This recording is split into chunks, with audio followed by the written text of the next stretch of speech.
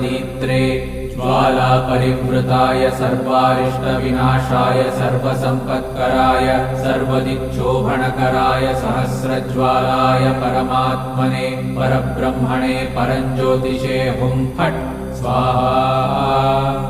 ॐ श्रीं ह्रीं ऐं क्लीं कृष्णाय गोविन्दाय गोपीजनवल्लभाय पराय परमपुरुषाय परमात्मने परकर्म मंत्र यंत्र तंत्रौषधास्त्र शस्त्राणि संहर संहर मृत्योर्मोचय मोचय आयुर्वर्धय वर्धय क्षिप्रारोग्यं च कुरु कुरु सर्वकार्यसिद्धिं कुरु कुरु।